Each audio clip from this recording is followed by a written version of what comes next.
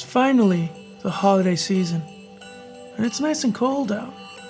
And whether you're someone that loves it or hates it, we can bring everyone together with hot chocolate.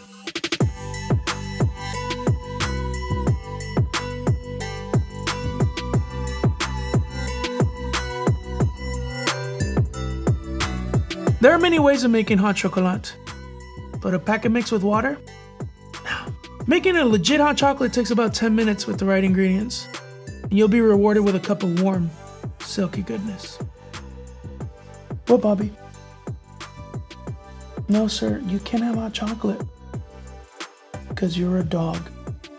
So anyway, take the time and give yourself and your loved ones the gift of thick deliciousness. We're going to start by placing a large mixing bowl in the freezer that we'll use for the whipped cream we're making later. Make sure you get a good quality 70% cacao bittersweet chocolate.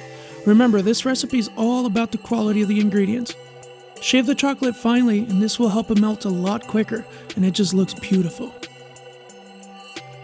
Grab an orange and create a flat surface by cutting one end off. Run your knife smoothly along the skin to get a nice peel that we'll be adding to the milk. Into a pot, add the aromatics, the cinnamon, 3 cloves, and the orange peel. These are going to give the hot chocolate that holiday taste and feel. Using full-fat dairy is going to give us that extra level of thickness and flavor we want. So add 3 cups of whole organic milk, add 1 cup of organic heavy cream, and 1/4 teaspoon of vanilla extract. Place the pot on a burner and simmer at medium-low heat for a few minutes. Once the temperature comes up to around 180 degrees Fahrenheit, which is right below boiling, lower the heat and simmer for another 10 minutes and stir occasionally. This step is going to let the spices and orange peel seep into the milk and extract all the flavor we need. Now it's time to remove the aromatics. For the cloves, I use a small strainer. It just makes life a lot easier. I like adding coffee for flavor, but it's very subtle in this recipe. So add a teaspoon of your favorite ground coffee and 1 tablespoon of Dutch processed cocoa powder, and whisk to get rid of all the lumps. Once it all comes together, we're going to strain it to get rid of any cacao chunks, coffee grinds, and spices that might be stuck to the bottom. Be careful not to spill.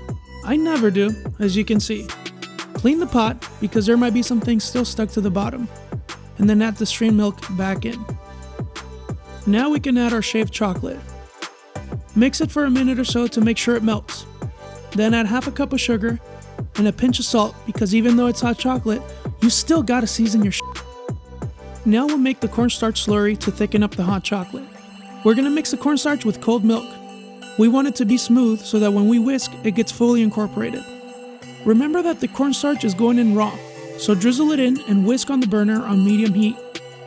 After a few minutes of whisking, you'll see it dissolve and thicken up the hot chocolate. You can keep adding more of this slurry if you want it to be very thick. If you end up adding too much, who cares? Now you have pudding. We're gonna make hand-whipped whipped cream. Get your mixing bowl out of the freezer, add 1 cup of heavy whipping cream, 2 tablespoons of sugar, and 1/4 teaspoon of vanilla extract. Whisk vigorously for 2 to 37 minutes, or until you get a nice peak. So if you're at home by the fire or on vacation in a cabin, gather your friends and fam and enjoy a cup of chocolatey heaven.